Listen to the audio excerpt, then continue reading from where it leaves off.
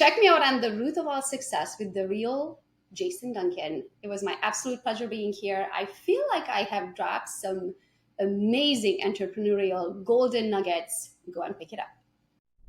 Welcome to The Root of All Success with the real Jason Duncan, a podcast that explores how the world's most powerful entrepreneurs unlocked success and how their stories can help you do the same. A successful educator turned entrepreneur, Jason has built multi-million-dollar businesses that have been featured in Inc. magazine and Entrepreneur magazine. His life's mission now is helping entrepreneurs live what he calls #the exit lifestyle. Introducing TEDx speaker, mastermind leader, author, entrepreneur, cigar aficionado, motorcycle enthusiast, and host of The Root of All Success, the real Jason Duncan. The real Jason Duncan. Welcome to another episode. I am the real Jason Duncan. I've got a great episode for you today. I've got Gogo Bethke today. She is the Gogopreneur. Here's her story. So in 2003, she leaves Romania with $200 in her pocket, comes to the States. She started in real estate here in the U.S. in 2011. She had no sphere of influence, no contacts, barely spoke English. She had $6 to her name at the time, and she started to build an empire using primarily the power of social media. So she got into Facebook groups and pages, or actually, maybe not groups back then, but Facebook pages before everybody else did. She's done now over $120 million in personal transactions, and her team last year was only a few $100,000 short of doing $2 billion in sales and transactions. She is part of the top 3% realtors in the nation. She's the number 1 social media realtor in Michigan, the number 16 social media realtor in the nation. She's among the top 125 most influential people, according to Success Magazine. She's known as the social media queen. She has over 66,000 followers on Instagram. She's the founder of Gogo's real estate team, and she has 2 online boot camps. So we're going to be talking about on the show today her boot camps for realtors, specifically how to get into real estate and how to do it right in the social media world. She is a 2x2 Comma Club award winner, and she also has her own television show that comes out this month on Roku called Gogopreneur. She's with EXP. She's been with them since 2018. She has over 1,000 agents in her real estate team, all from US, Canada, Mexico, France, Brazil, Spain, and Colombia. And today, she's part of the 0.02% top influencers at EXP. This is a great lady. You're going to really enjoy the conversation today. Let's welcome Gogo Bethke to the show. Gogo, welcome to the show. Thank you so much for having me. That was an amazing intro. Well, thank you. I've got a great voiceover guy. When I go up, I want to be a TEDx speaker, so congratulations. Well, you know what? Once you get on one TED stage, they just start coming. I've been invited to be on 3 more now that I got on one, and got on the first one, not by accident, because I don't think that accidents happen, but I met the organizer of this TED event at a club here in Nashville. He followed me on LinkedIn, came to town, wanted to meet because we followed each other. And I didn't know he organized TED. And we had a couple drinks, we're hanging out, had this great conversation. And at the end, I said something about, I want to kind of get on TED stage at some point. He goes, "You do know that I'm the organizer of TEDx Wilmington?" I went, "No." He goes, "Well, yeah, you went on stage, you're in." So that's how I got on my first stage. And now they're starting to come in twosies, threesies. So I can introduce you to put it out there. Maybe the universe will listen. Yes. Well, I will make an introduction. I'm going to actually write a note here. Intro Gogo to Dan. So Dan's a great dude. You'll like him. So you and I met at an event we both spoke at here in Nashville not too long ago. And I want to tell you, but before I ask my first question, I got to tell you. So as I'm sitting at this event, and I'm speaking at lunch, and I don't really know much about like who's speaking when. It wasn't super organized in terms of like this person at this time. And I'm looking around, and I'm just looking, and I saw you. I mean, you are an attractive lady. I don't think that has probably not, that hasn't escaped your mind. So I saw you as I was looking around, and I noticed you, and you had 2 or 3 ladies with you, probably your assistants with you. And I thought, I bet she's going to be a speaker, because I didn't know you. I didn't have any idea. And then sure enough, I think whenever you got up on stage, they announced you had the whole thing. And there, this lady walked up on stage and went, see, I was right. I was right. She was one of the speakers. Yes, so good. Good. That was actually my very first entrepreneurial event. Because I do speak a lot, and I spoken to 9,000 room agent full with agents, right? But I have never spoken to entrepreneurs. So that was my very first event to speak to entrepreneurs. Well, you did great, because my assistant was with me at that event. And at the end, we always we do a debrief. How did it go? What'd you think? Who'd you like? And she said, well, who was your favorite speaker? And I'm not even saying this just because you're a guest on my show. I said, it was Gogo. I think you killed it, because you were very like purposeful about what you spoke. And you told your story, and it was memorable, and it was action item. And I love what you talked about with VAs, because I use VAs too. So all that stuff was really great. So you did great. You don't need me to tell you that, but I'm telling you. Thank you. I'm very like, I think looks sometimes confuse people, because I do have this like, I'm who I am, this little blondie. I like to dress up. I like to look pretty, but at the same time, I'm the biggest numbers nerd that you ever meet. So I think it's surprising to people sometimes to realize of how much numbers and trackers and how nerdy I am when it comes to business. Well, you talked about with the VA stuff, you were talking about how I don't remember specifically what you said, but something to the effect of, I did X number of hours of work last year because I multiplied it times my 14 VAs, and you were able to accomplish more than the average person. Obviously, you know what I'm talking about. So could you give us a taste of what you said there? I'm calling you out because you're probably not prepared to talk about it. I mean, I don't know the exact numbers by heart. I might have to write them down, but pretty much the idea is, number one, whatever you are doing for a living, right? Whatever money that you made in the end of the year, you have to divide it with the amount of time that it take you to make that money, right? So then you know your hourly rate. I like to calculate it with 40 hours a week, but if you're talking to entrepreneurs here, probably 90% of us don't have a healthy work hours. So you'll probably work more than 40, but be reasonable with yourself on whatever money you made. Calculate the amount of time. If you worked 40 hours a week, that's 2,080 hours a year. So if you made this much money, let's say you made $400,000 divided by 2,080, and then you'll find out what is your hourly rate. After you know your hourly rate, so after you calculate it, and you know that every hour that you work, you make $250. So you make $1,200 or $4,200, depending how much money you make, right? Then you know what's worth your time and what doesn't worth your time anymore, right? So then you need to start removing things from your calendar that A, doesn't make you the money, B, you suck at it, C, you might enjoy it, you might absolutely love doing it, but if it doesn't make you the money, you have to remove it from your calendar, because it is not your time best spent. So now, are these things need to be replaced? Does somebody have to do them? Yeah, it just doesn't have to be you. So now the next thing is, can this be done in person, or can this be done online, or does it need to be done in person? Right? So I have 2 personal assistants that are physically with me. I have one that we call Cassandra. She's here. She's our house assistant, right? So she helps me anything in my life physically. She's with me every single day. And then I have Christy, who's been with me for 8 years. She lives in Michigan. Now I live in Florida, but she's my everything doer. Like, she's my operations director. Everything we do, any company we start, anything we do. So they're physically with me. All of my other people are virtual assistants, and I have 20 some of them. They're mostly from Brazil, and then one from Pakistan. So now I said, okay, now I removed all of the things that I don't enjoy doing, all of the things that doesn't make me the money, and all of the things that maybe I suck at it, right? And now I say, okay, can I work less and make the same amount of money or more, ideally, right? So then I reduce my time. Now I only work Monday, Tuesday, Wednesday. Today's Wednesday. So this is why I'm here. If you ask me to do a podcast on a Thursday, sorry, can't do. I'm retired on Thursday, Friday, Saturday, Sunday. So I only work 3 days a week. So my working hours is 24 hours a week.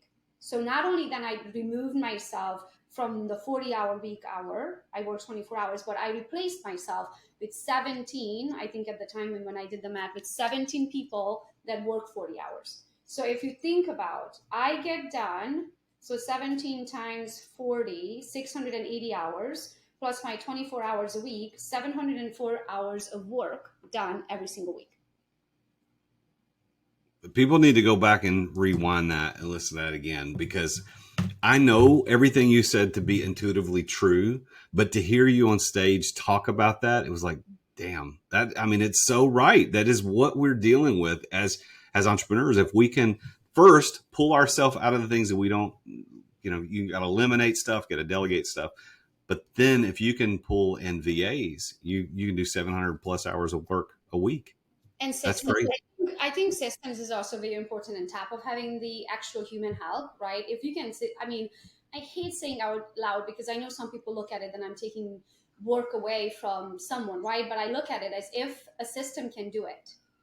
A system is more reliable than a human. A system doesn't need vacations. A system doesn't get sick, right? So I look at it, can this specific step in someone's job be done by an integration like a Zapier? Can it be done by creating a Calendly link and automated where people just click into their calendar versus having to make phone calls and do the back and forth of like, hey, can you do it Tuesday at 2? No, I can't. My kid has soccer. How about Thursday at 11? No, I can't. Right? So instead of doing that, can we just do a link? Right? So people can do there. So I'm very systematic and I look at things of like, how can I make the most amount of money with the least amount of effort and expense? Right? And that's not on what I didn't even mention the year when I just had my assistant, just the two of us. I don't remember the exact number, but I want to say I made 800,000. And then after we hired all of the VAs and built the systems, we made close to 3. So you made 20,000 to 300,000. Is that what you said?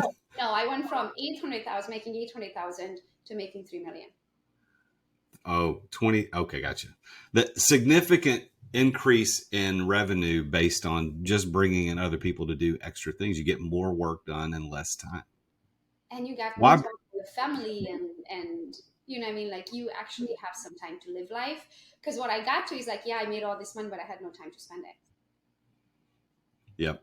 That's what I talk about all the time is the exit lifestyle. How do you live that lifestyle as if you've exited your business, but without exiting? How do you do that? And you're in many ways already doing what I teach so many of my clients to figure out how to do. How do you get down to 20 to 25 hours a week? That's the maximum hours a week you should be working as an entrepreneur is 20, 25 in the main thing. Now you can do other stuff.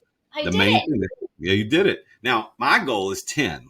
10 hours is what I want to get to. If I can create all the income that I need as an entrepreneur for my family and all my needs in 10 hours a week, that's the goal. Then those other 30 to 50 hours I feel like filling with my time are my wealth generation, are my big time money. That's where I go make the big money. Yes. So what are you doing besides just spending all that extra time with your family? Or do you have other ventures that you're doing besides real estate?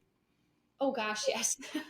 So if you look around, let me move my leg because I'm sitting on it. So if you look around all of those files, let me not make sure I'm not dumping everything. So all of those files up there, and then all of those files up there are all companies. So in my boredom during COVID, I got a bunch of ideas and, acted on them. So I opened 9 companies. All together because I was like, oh, what a great idea. I can do that. And then what a great idea. I can do that. And then, so, you live and learn.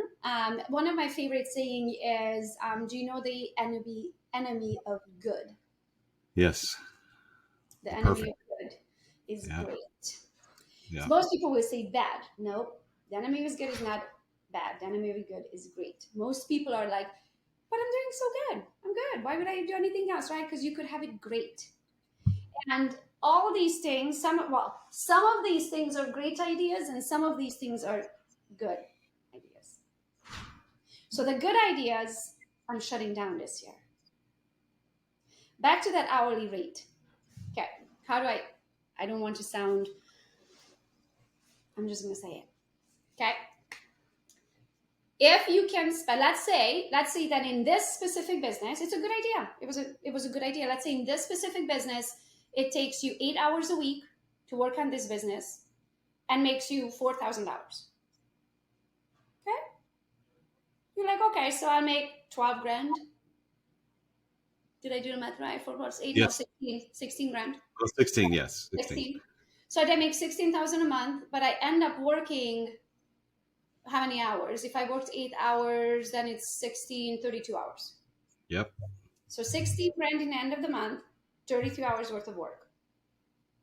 Or I can go start 3 of my boot camps, takes me no time because I have a sales team, right?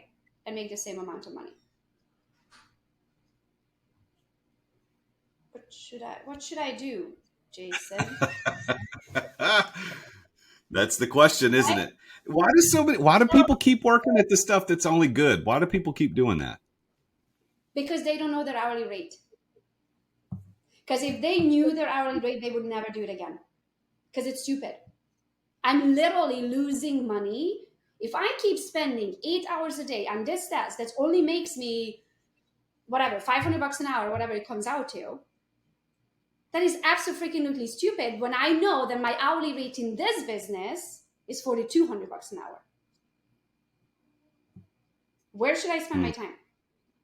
Yeah. Right? So just because something's a good idea, it's not worth to keep if it's stealing from a great idea. Now, when did you figure this out? When did you figure out your hourly rate? When did that moment of realization happen for you?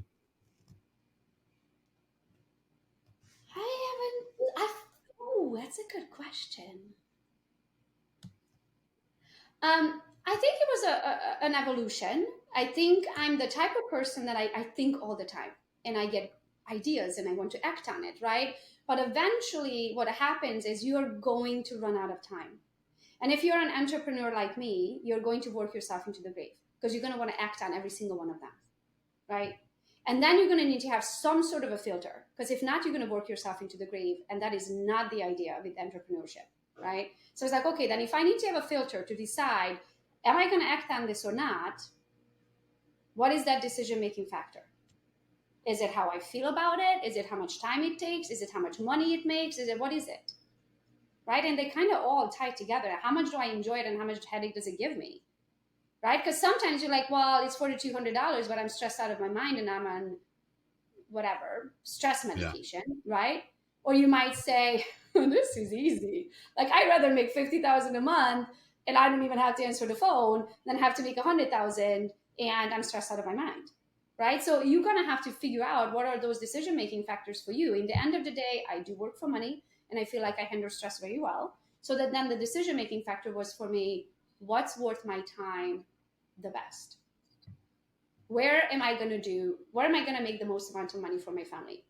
And then so I calculate hourly rate in all of my businesses. And if it doesn't make sense anymore, sometimes I might do a partnership. Someone else can do it and I'll just take a percentage. Sometimes I don't want to be involved at all. So I just let somebody buy it, or I just let it go altogether to the buy side. And that's it. So that's one of the businesses I was an owner in. I no longer want to be an owner in because it comes with liability and overhead and all that. And so instead I will give them the database and they will give me an affiliate income. So I'm not owner. I have no downside whatsoever. I only have upside if and when my people use their services. So in 2003, you made the decision to leave Romania and come to the United States. Was that a decision that you made of your own volition, or do you feel like you were forced in that decision? Oh God, no, it was all my own. So in 2003, I was 21. I was in college. But my first recollection of going to America was when I was 8 years old. So communism just ended in Romania. And my dad came home with a color TV and 2 VCRs, and I was watching an Eddie Murphy movie. And it wasn't Coming to America. It was 48 Hours.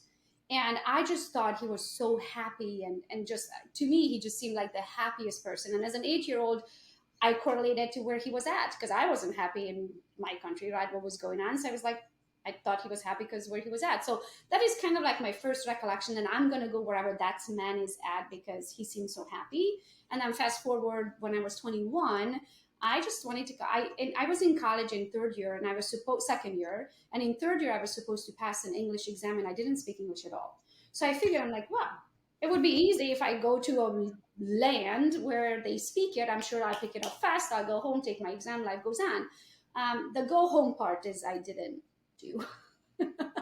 I came and I stayed. I met my husband after 2 months coming to the US on March 17th, a lucky day. And we've been married ever since. So 20 year, this year is going to be our 20th year on March 17th.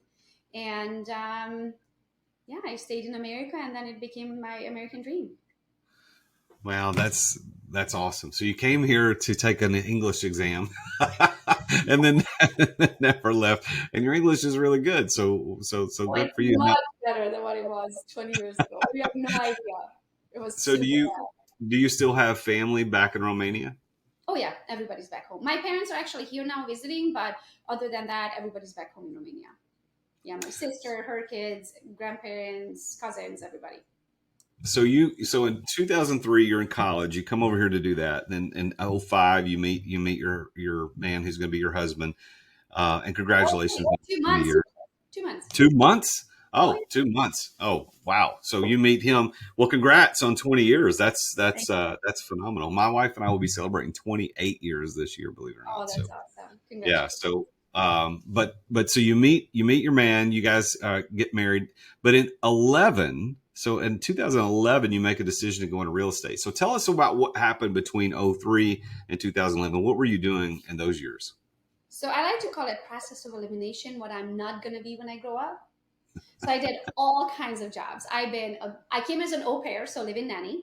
And then I worked in a jewelry store. I worked as a babysitter. After that, I worked in a jewelry store. I worked in a plastics. No, I worked in a coding company in the warehouse, shipping and receiving. Then I went to um, a plastics department at NSF International. Then from there, I worked in a warehouse pretty much again. I entered PVC pipes into the database all day long. That was fun for testing. And then from there, I went a couple levels up. So I ended up with a restaurant food safety auditor certification. I have such a random history. And then from there, my son got sick.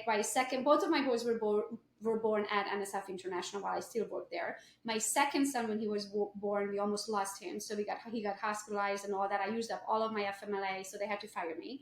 So they fired me. I ended up staying home for a little bit. In that stay-at-home period, I ended up going to a restaurant to work as a server. And in that period, I realized I'm not cut out for this. It's a different group of people, right?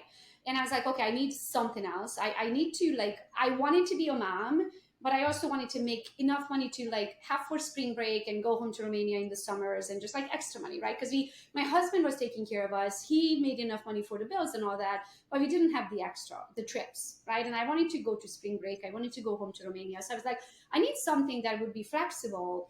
So my neighbor actually talked to me. She was the marketing director for a title company.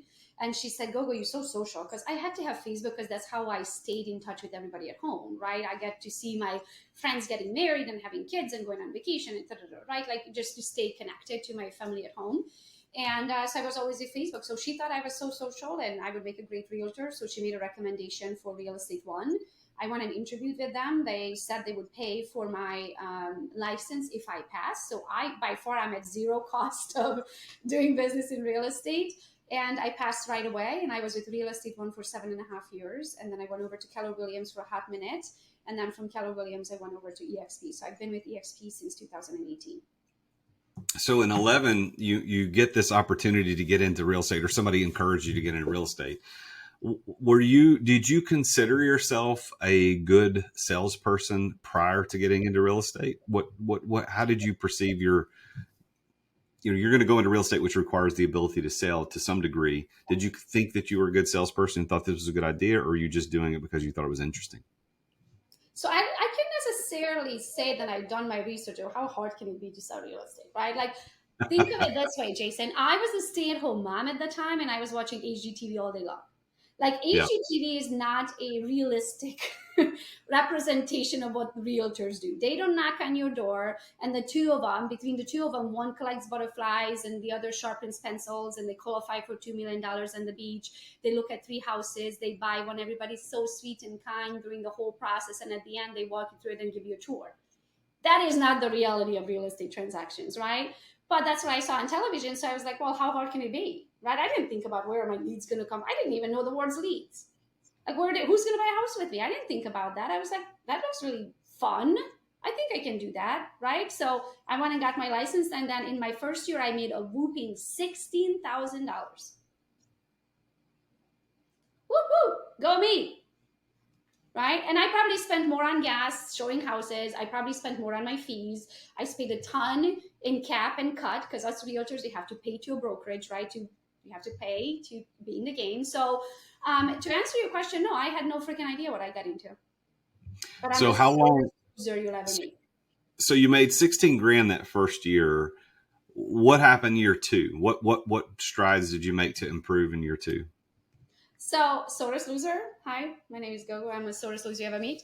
So, after the first year, I realized, hold on a minute, this is much harder than I thought, right? So, then I started interviewing all of the top producers in the office. Like, I am teacher's pat, front and central with a million questions. I have zero, I would jump into people's, as I saw them leave the office, I was like, grab my coat, grab my phone out on the door, jump into the passenger seat. I'm like, I'm going with you. Where are you going? Right? And they were like, what are you doing in my car? Right? But I was like, I want to follow. I want to see the agents or top producers in action. Like I shadowed everybody that would give me the time of the day. I interviewed every top producer in the office of what are you doing? Are you cold calling? Are you door knocking? Are you buying leads? Are you farming an area? Do you have a Facebook business page? Most of them were like, what's a Facebook business page? Like this is back, we are talking 2011, right? So after I realized that it's harder than I ever thought, right? Then I had to figure out, and on top of it, I started hearing the real estate statistics. 80% of the realtors give up in the first year. And out of the 20% that's left, another 80% gives up in the second year. So real estate is a very hard business. And on top of it, if you don't sell any real estate, you still have fees to pay. So it's costing you every single month. Plus you have to do CE credits because you're a licensed agent. You have to do credit hours, which you have to pay for, right? So it's a cost up front and you never even sold the house yet. So many agents, unless they had some savings before they got into the industry, they're going to have to leave and get a real job. It's going to take some time before you start making real money in real estate. So I was like, okay, I don't want to be the statistics. I'm not going to be that 20%. If I got into this, if I got myself into this, I'm not going to half-ass it. I'm going to be on top of the list or not on the list at all. So then I started researching what does it take, right? And then after I interviewed all of these top producers, I realized the long list of things that I wasn't willing to do or qualified to do or could afford to do. So I'm 5'2" little blondie. I am not knocking on anybody's doors. It's stranger danger, not happening. Plus dogs and I are not, I have a dog, but other people's dogs, I don't know how I would do on their driveway in high heels. It's Starbucks again, right? The next one was farming or buying Zillow leads, which most agents do. And I realized I can afford that. I don't have $4,000 a month to buy Zillow leads. I just wanted to make $4,000, right? And then I kind of just went through all of those things. And then cold calling was the last. And I am not. Even when I never sold a house, I had a chip on my shoulder. I am not begging anyone for their business. They're lucky they get to work with me. I always had that just chip on my shoulder when I had zero experience, right? So I was like, okay, if I'm not willing to do all these or I can't afford to do all these, then what am I willing to do to be on top of the list and what can I afford? And Facebook was the only thing at the time. Then it came easy because it was a generational thing. Yeah, I was much younger now we have younger realtors, but when I got into it in 2011, I was 29 years old at the time. We didn't have the average realtor at the time was 54 years old. So I was like 20. They've been doing real estate as long as I've been alive, right? So it was just a different real estate market. So when I got into social media, that was not something they were willing to do, or even they didn't think that's going to be a thing one day, right? So that's what I did. I started Gogo's Real Estate on Facebook, and that was my plan of this is how I'm going to make it. And I just stuck it out. I've been made fun of at first, right? Because people are like, oh, there's Gogo again taking a selfie. Right. But over time, something that was so unique and so different at the time made me my brand. And today they call me the social media queen of real estate. You got into Facebook first in 2011, 12 to set up your real estate thing. I remember I was a school teacher in 2010, 11 was my last year teaching school. It's when I started my company. But I remember trying to, in 2009, 2010, I wanted to set up a Facebook page just for my students so I could communicate with them. And because that was kind of the thing in the school system was absolutely not. We're not encouraging these kids to get on Facebook. And now today, I think every teacher has a Facebook page. So you dealt with the same thing.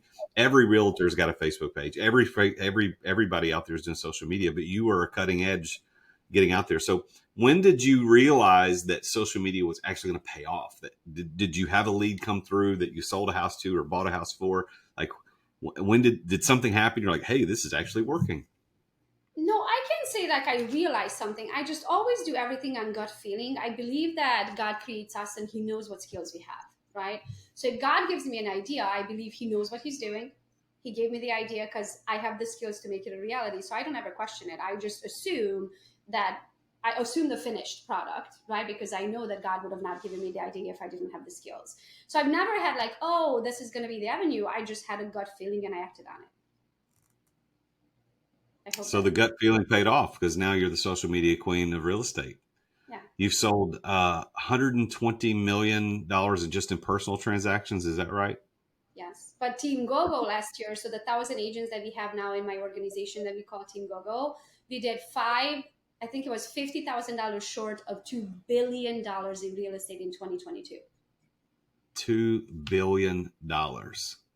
So from $200 in your pocket coming over here to take an English class to creating $2 billion worth of revenue, that gets a clap. Everybody should start clapping. This is the American dream. This is the opportunity that you can come over here and be happy. When you're watching Eddie Murphy on 48 Hours, he was like, I could go over there and do that. And what I think is interesting for your story, Gogo, is that you watched the movie 48 Hours, and now you're the lady who tells people what their hours are worth and to make sure that they don't work hours that they shouldn't. Have you ever thought about that? Let's take a quick break to thank our amazing sponsors for making this podcast possible. As an entrepreneur, I know that you have to deal with sales on a regular basis. I mean, every entrepreneur does. And if you aren't paying attention to sales as an entrepreneur, you're not going to be an entrepreneur for very long. But I've got a sponsor of this show called Dub that helps you bring the personal back to sales. If you want to figure out how to improve content creation and improve client trust, improve your sales process, decrease the sales cycle, because we all know time kills deals. If you want to increase client bookings and increase conversions, you need to take a look at Dub. There's a special offer for Dub for listeners to The Root of All Success at therealjasonduncan.com/Dub. And that's DUBB. I've been using this for years. I'm a huge fan, and I'm so honored that they're our primary sponsor of the podcast. But they have helped over 60,000 businesses around the world communicate better, to make sales easier, to make sales more personal. And it's built Dub for growing teams. I mean, you can set up video emails, you can set up custom onboarding, you can do admin reporting. You need around video and sales and automation. Dub is there. You can try Dub now. Your conversions to sales are waiting. All you got to do is go to therealjasonduncan.com/Dub. And there you're going to get 2 weeks for free to try Dub. Plus, you're going to get 50% off your first 2 months of Dub. You can't beat that. So go check it out. Go to therealjasonduncan.com/Dub. 40 years ago, you weren't in business unless you had your business in the Yellow Pages. You remember those things? And 30 years ago, you weren't in business unless you had a door-to-door salesman. 20 years ago, you weren't in business unless you had a website. And today, you're not in business unless you're doing social media content. Am I right? Social media content. Social media content in the form of like micro content, which is 30 to 60 second spots on Instagram Reels or TikTok or YouTube Shorts. That's the way business is done. As a matter of fact, that may be how you found out about this podcast or me as a business coach. This medium that we're using today to communicate what we do is vitally important. And just recording yourself isn't enough. You've got to do it right. And my friends over at Story do it right. And one of the problems with doing it wrong is that you sit around thinking, well, what the heck am I going to record? What am I going to say? How am I going to say it? Like, I don't know what to talk about. Well, Story takes all of that away from you. Stop wasting time trying to come up with content, because Story will send you a video prompt on what to record. You can pick the categories you want to record in, whether it's real estate, entrepreneurship, finance, relationship, leadership, life insurance. It could be anything. Don't waste time on that. And by the way, if you're not confident in talking on video, or if the video editing portion takes up way too much of your time, Story will edit the videos to perform well on social media. They add the subtitles, the pop-ups, the zoom cuts. They remove all the filler words like and. They remove the awkward pauses. And then they take that video and post it for you. They write the captions, they add the relevant hashtags, and they post it on the platforms that you care about the most. It's exactly what you need to be in business today and to be successful at it. So if you want to learn how to do social media the way the influencers do, you need to go to therealjasonduncan.com/story. And that's story with 2 Y's. Why? Because they're awesome. Go to therealjasonduncan.com/story. That's STORYY for 10% off your first 3 months to try Story out. You're going to thank me later. Thanks for listening to our sponsors. Now, back to the show. Isn't that interesting? That's amazing. And I work 24 hours. I work half now.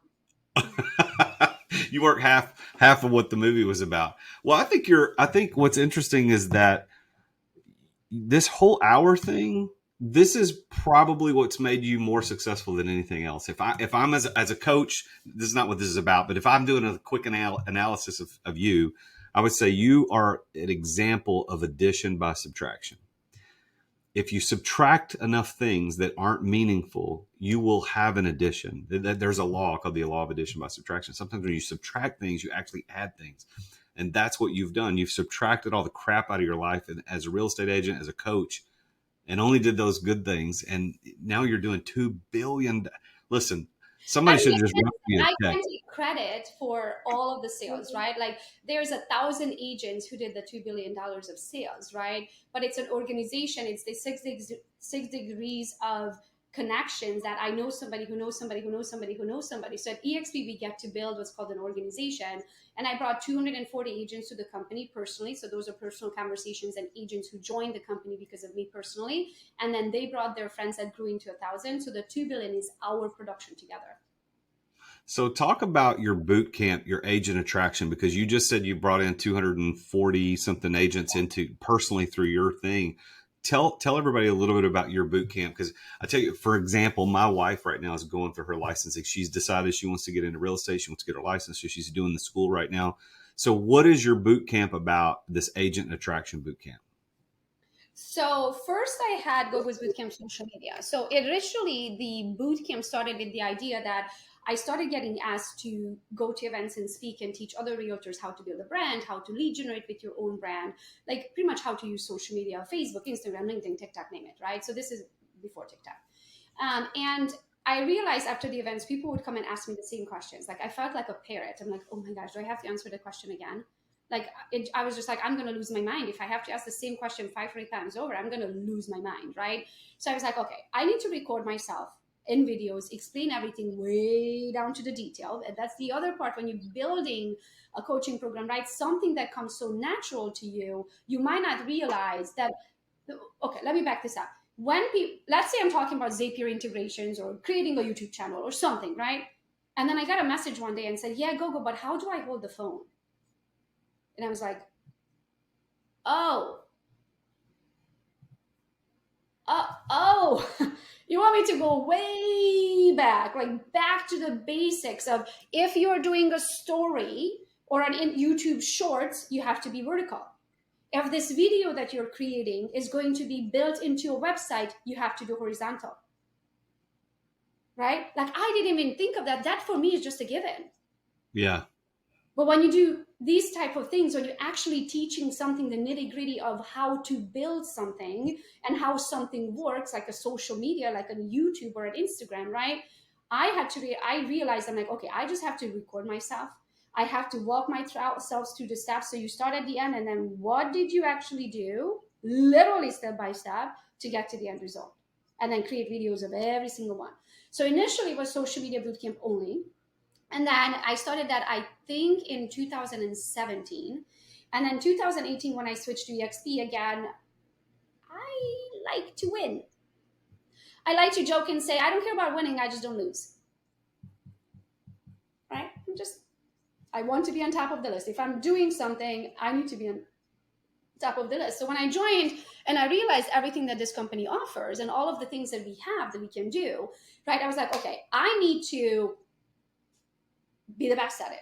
So what do I need to do to bring 100 agents? So I told my sponsor, I'm going to bring 100 agents. And he said, at that time, nobody brought 100 agents. So he said, when you do that, I'll buy you a Rolex. So today I have a very nice Rolex. I don't have it on, but upstairs I have a very nice Rolex for my sponsor. So I reached that goal, and then you just kind of get the rhythm of it. And I went from 100 to 240 as of today in 4 years, right? Which I think makes me the number one woman in the company of all agent attractors. Not official, but when I look at the numbers. And then people started asking me, okay, Gogo, now how do you do this? How do you do that? Why do you have a website? Why do you have a link? What is the pink sheet? How do you? And I was like, okay, I can't answer those questions 500 times over. So then I created another boot camp for agent attraction. And then as you're creating things, you're realizing and you're growing with it, right? So what I realized is that I teach everything literally step by step of how I got to this end result. But I'm teaching very busy realtors how to build websites, how to do their trackers, how to have their weekly meetings, how to celebrate their agents, how to order the products to celebrate their agents. And I realized I don't do that. My team does that. I just have the most amazing team who helps me with all this, right? So then for a couple months, we practiced on some of my agents' websites. And I said, okay, can we build it? And if we can, how long would it take us to build all of these systems and all of these websites? So we have 2 websites that we build now to our students, and we call it the Done For You program. The first one is the .com, so your name.com, because you need to have one where you can always send people. If somebody asks you, can you come speak at my event? Go to gogobethke.com. Invite me to a podcast, gogobethke.com. Sell a house, gogobethke.com. Join AXP with me, gogobethke.com. Like everything that I do is on my name.com. Everybody should own that. So we build that now for our agents. One of the links on there is their agent attraction link. So if somebody says, hey, Gogo, I want to talk to you about this whole EXP thing, I'll just send them to gogobethke.com/partner. I just know each of my tabs, each of the links on my website has a thing, right? So we build those. And then eventually, after we started having a ton of agents, I realized that we need a hub. We need somewhere where we can send our agents. So think of it, let's say every Wednesday you have a 1-hour production training. It's a Zoom with a password, right? Well, it's fine while you have 20 agents asking you, where's the Zoom link and what's the password? But when you have over 1,000 of them, and literally I would go on 1-hour Zoom call and I come off and I have 49 text messages. I can't. It's impossible. So I was like, we need to have a hub where we can always send them whatever you need. You need the Google Drive, it's on teamgogo.team. Do you need the weekly training calendar? It's on teamgogo.team. Do you need to onboard your agents? It's on teamgogo.team. Do you need the YouTube private channel where we do all of our recorded trainings, thousands of hours now, teamgogo.team. So now we build a hub for all of our agent attractors as well. So not just we build their .com and we give them all the training of what it is, how to use it, all the mindset systems, processes, trackers, everything's explained. The bootcamp itself, it's over 260 videos. And then now we build them 2 websites, their .com and the .hub. Very, very good. And you said earlier in the show that systems don't take vacation days. Systems don't take sick days. Systems can be relied upon. So you've created the systems. What would you say is kind of, if you, I'm assuming systems are one of those, but what would you say is your biggest keys to success that have helped you unlock $2 billion in production, $120 million in personal transactions? How did you unlock that? What were the keys to your success? Let me show you. See those books behind me? And then do you see, oh, let me not dump this again. Do you see those books over there? And then more books over here, and there are books everywhere. So I like to use other people's brain and other people's knowledge. I believe it's a much quicker way to success instead of having to learn it on your own skin, right? Because those lessons hurt. So learn from other people's life lessons because they don't hurt as much, okay? That, and then I'm huge in in-person events like immersion style, 3-day, give me all you know, I'll take notes, I'll come. Like usually if you see me in an event, you think I'm not even paying attention because I'm pretty much doing this the whole time. The reason I'm doing this the whole time is because I'm implementing. So literally I have, I think 17 VAs that work with me full time and some other ones that work with me part time. They are responsible for different compartments, right? Like I have VAs for systems and process. I have VAs for websites. I have VAs for social media. I have VAs for operational side, like those kind of things. So depending what I'm trying to implement in that moment, I'm literally messaging that person who's responsible in that department. And I usually like, hey, here's a screenshot, here's a link, figure it out by the time I get home, let's talk about it in our Monday meeting. So I'm a huge implementer, but I feel that events, because if you're home and just kind of watching a live video and things like that, that is different than when you're there and then you immerse and you're paying attention and that's all the only thing on your mind. So I'm huge on events. I did Tony Robbins UPW 7 times. I did Business Mastery twice, Date with Destiny once. I And I mean, if I'm interested in something, I will buy a course. I don't care how much it costs. The way I look at it, okay, here's one that changed my life. When you're looking at something, don't look at it how much it costs. Look at it how much money is it going to make you. Life changing. That's a much different question, isn't it? If it makes you money, it costs you nothing. If I spend $17,000, but I'm going to make $3 million, would you do it? If I say, hey, give me 17,000, I'll give you like $3 million, would you do it? Anybody Yes. in their freaking right? They were like, can I do it again? Can I do it again? Right? But most people look at it, oh, but I don't have the 17,000. Well, the reason you don't have the 17,000 is because you haven't learned a lesson. If you would know what it takes to make money, you would have the money. So then you have to learn that lesson. You can learn it the hard way on your own over time, or you can go by somebody else's knowledge and speed up the process, learn everything. That now this only works if you pay attention when you go. You're not at the bar chitty-chatting it up over an old-fashioned with Joe Schmo over there, right? Like you there, you emerge, and then you take action when you come home. If you don't implement what you learned, you wasted that $17,000. So it only works if you do. Yeah. So how do you define how do you find the word rather, success? How do you define it? Gogo Bethke, success means what to you? To me, having the ability to do what I want, whenever I want it, with whoever I want it, and also not have to do it if I don't freaking feel like it.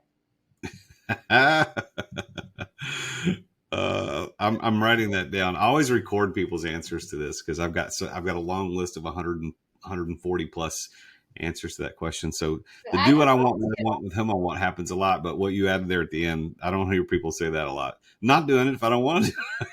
I'm not doing it. I don't care how much money is it going to make me. If I don't feel like doing it, I'm not doing it. I get companies reach out to me all the time. We'll pay you $5,000, just post our product. I mean, $5,000 in 5 minutes, that's good money. I'm still not doing it if it's a product that I don't use or love. Because if I do that, I just diluted my brand over $5,000 and I lost their trust. Yeah. So I think the theme for you is that, what are you worth? How do you work 700 hours in a week? But really you're only putting in 24 active hours. I think you've figured out how to take action, but only the right actions. That's the key. Take action, but the right ones. Don't take every action. And I think you got to take the great actions, the ones that actually are going to move the needle in your life. Well, Gogo can be reached at gogosbootcamp.com or gogosbootcamp.com/AA for the agent attraction. She's on IG at Gogosrealestate. She's also got Gogopreneur, which we didn't talk about the TV show. Why don't we talk about that real quick before we close out the show? You've got a new TV show that's called Gogopreneur on Roku that comes out soon, probably around the time this episode hits. So tell everybody about that TV show. So actually, you can watch episodes now on gogopreneur.com, or you can watch it on your home TV. So it's a new TV network. It's a streaming television network. It's called Your Home TV, and I'm one of the shows. I was actually the very first show and very first episode on the network. So the idea with that one, when they reached out to me, I was like, what am I anymore? I actually had someone ask me on a plane. I was flying, and they asked me, what do you do for a living? And I was like, what am I? Like, what do I do? Right? Like, I do so many different things. Like, do I have a title? Like, what do I do? So when I was thinking, I was like, I'm an entrepreneur because I do so many different things, right? So many different companies. And I was like, I'm an entrepreneur. So when I got asked to do the TV show, I was like, I don't want to do it real estate-ish anymore because I do so many other things besides just real estate. So I was like, okay, I'm going to name it Gogopreneur, Gogo the brand, entrepreneur, Gogopreneur. And so the idea with the TV show is literally sharing all of my thoughts and allowing people to look into my life so they can see it in action. So each episode is a different subject. My next favorite episode that's coming out, not this week, but the next time, is the VAs. So all of my VAs literally did videos and they showed them where they work, how they work, why they love working here, how do we do this whole thing together. So I want people to see everything in action. This next episode that's coming out is my board of directors. I spent 2 years of creating a board of directors of tax attorneys, asset planners, financial advisors, CPAs, bookkeepers, my operation, myself and my husband, to have quarterly meetings because I felt like I was stuck CPA said this. Attorney like, do not do that. Financial advisor like, no, we need to do this. And I was in the middle. I'm like, I don't know anything about anything you three just said, and I'm supposed to make a decision, right? Not only that, but if you are the type of person that doesn't make the same amount of money, like I don't want to make some people are happy making the same money, 3% raise for the rest of their life. I'm not that person. I'm constantly chasing my next level. So whoever's helping me to make financial decisions, like an asset planner or a tax attorney, right? They need to understand that I'm not planning on making the same amount of money. I'm planning on doubling or tripling that. So when they are telling me how I need to invest to save on my taxable income, they need to understand where we are going, not where we at, right? And also, I needed them to communicate with each other. So I created an episode on my board of directors, why that came about, who I use, what's the company in Vegas, what they do for me, those kind of things. So my goal with this TV show is to help people understand all aspects of entrepreneurship, not just selling real estate or whatever I happen to be working in. So that's Gogopreneur on Roku. You can check that out on Roku. That's going to be coming out soon. In March. Right now, you can go to your home TV to check it out, or you can go on gogopreneur.com. Gogopreneur.com. So you can look her up at Gogo's Real Estate on IG or Gogopreneur on IG. Facebook is Gogo's Real Estate, and you can also look her up at Gogo Bethke, and the last name is Bethke. Bethke. She's at LinkedIn and YouTube and TikTok on all that at Gogo Bethke. Gogo, I want to give you the final word today. What advice would you give to the listener who's an entrepreneur, hasn't really figured out his or her thing yet? They don't know what they should be doing. What would you say to that person? Well, the quote that started the fire in my soul is that if you don't build your dreams, somebody is going to hire you to build theirs.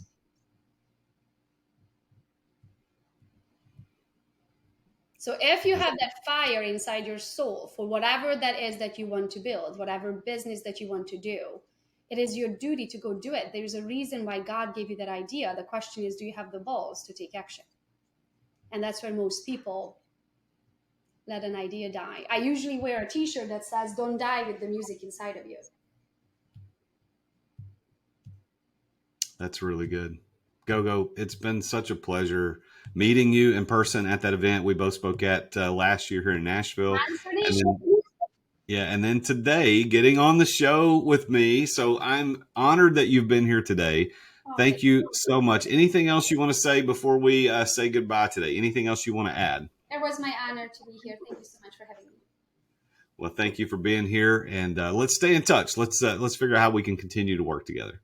Sounds good. I think I know a way. Well, there you have it. Another very successful entrepreneur about her journey to success, coming from Romania here to the U.S. just to take an English exam, and then ended up staying and becoming a real estate and entrepreneur magnate. Just an amazing lady, created so much wealth and opportunity, not only for herself, but for others. 1,000 people on her team doing $2 billion worth of real estate transactions in a year. That is impressive. I loved her definitions of success. She said that being able to do what I want, when I want, with whom I want, etc. But also she added, not doing what I don't want to do. And I think that's the law of addition by subtraction. You've got to subtract things from your life that you don't need to be doing. There are things that you need to eliminate. I promise you, the law of addition by subtraction teaches us that if you subtract the good in your life, obviously you could subtract the bad, but subtract the bad and the good things in life and only do what is great, you will add more to your life. More money, more fitness, more health, more wealth, more relationships, more psychological and mental wellness. This lady works 700 hours a week, but she only works 3 days a week. So how's that possible? She's leveraged the power of the law of addition by subtraction.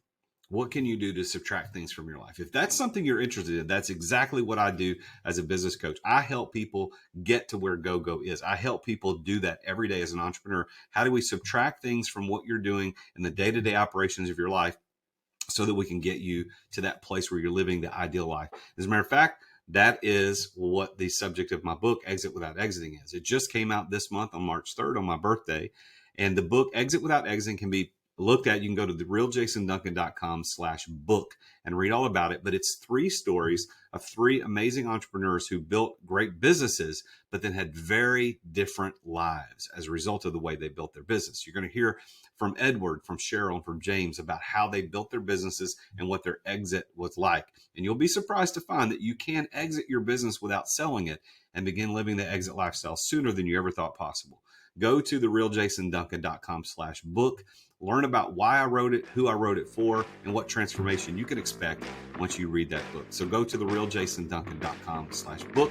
And then make sure you tune in again next week when I talk with yet another very successful entrepreneur about his or her journey to success. Until then, I am the real Jason Duncan, and Jesus is King. Thank you for listening to another edition of The Root of All Success with the real Jason Duncan. If you've enjoyed this week's episode, visit therootofallsuccess.com to access the show notes and other helpful resources. Follow Jason on social media at The Real Jason Duncan. Are you an entrepreneur who feels trapped in the weeds of daily operations, not experiencing the freedom you thought you'd have as a business owner? Want to know the way out? Take Jason's free exit readiness assessment to see how close you are to getting ready to experience true freedom and success as an entrepreneur. Go to amireadytoexit.com today. That's amireadytoexit.com. See you again next time here on The Root of All Success. This podcast is a part of the C-Suite Radio Network. For more top business podcasts, visit c-suiteradio.com.